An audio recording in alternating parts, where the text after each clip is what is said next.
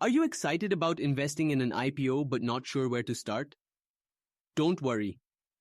In this video, we'll take you through a step-by-step guide on how to apply for an IPO in India, making the process simple and easy to understand.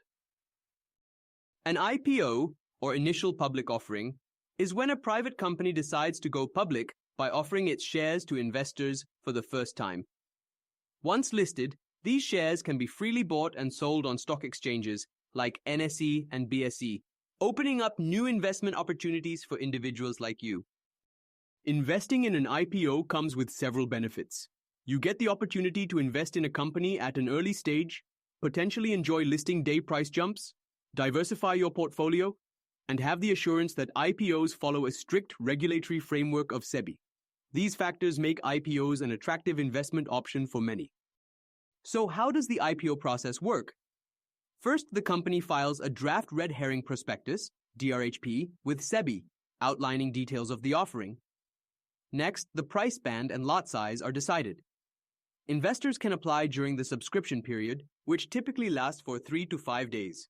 After the allotment, the shares are finally listed on the stock exchange, allowing trading to begin.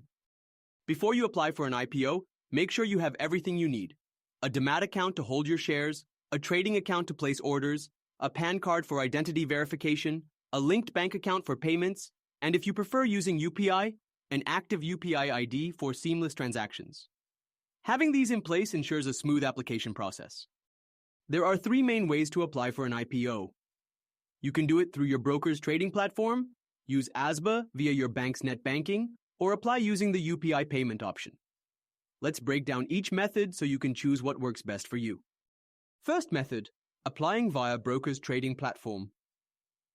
If you're applying through a broker's trading platform, log into your account, navigate to the IPO section, select the IPO you're interested in, enter your bid details, and submit the application using ASBA.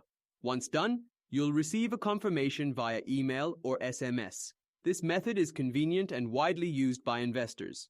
Before applying, be sure to check the IPO schedule and plan accordingly. Second method, net banking. Log into your bank's net banking portal, select the IPO section, enter bid details, and submit. The required funds remain blocked in your account until allotment. Third method, via UPI. If you prefer using UPI, you can apply through your broker's platform. Simply enter your UPI ID while applying, approve the mandate request in your payment app, and you're all set. If you receive an allotment, the funds will be debited and the shares will be credited to your demat account automatically. After the subscription period, IPO allotment happens based on demand.